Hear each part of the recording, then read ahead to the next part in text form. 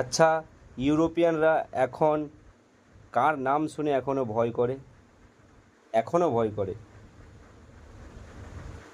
ইউরোপীয়রা এখনও খালিদ বিন ওয়ালিদের নাম শুনে ভয় পায়। তিনি ইসলামের ইতিহাসে অন্যতম সেরা সেনাপতি ছিলেন। তার রণকৌশল ও সাহসিকতার জন্য তিনি সাইফুল্লাহ বা আল্লাহর তরবারি উপাধি পেয়েছিলেন। সুকুন, আলহামদুলিল্লাহ।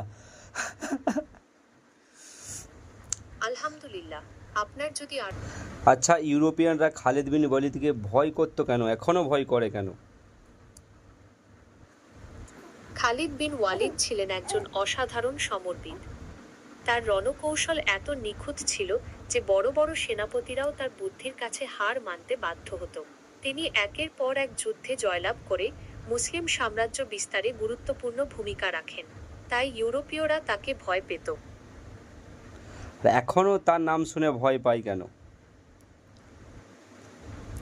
ইউরোপীয়রা এখনও খালিদ বিন ওয়ালিদের রণকৌশল ও সাহসিকতাকে সম্মান করে।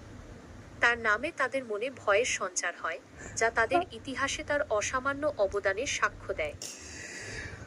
क्या सुकून मिला आज भी ये बात सुन के। হ্যাঁ, আমিও খুব আনন্দিত। আপনার যদি অন্য কিছু জানার থাকে তবে আমাকে জিজ্ঞেস করতে পারেন। আচ্ছা, ইউরোপিয়ানরা যেখানে সেখানে যে দাদাগিরি করে কেন?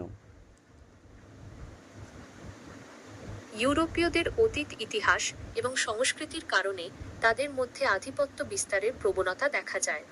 তবে বর্তমানে বিশ্বায়নের যুগে এই প্রবণতা অনেকটাই কমে এসেছে।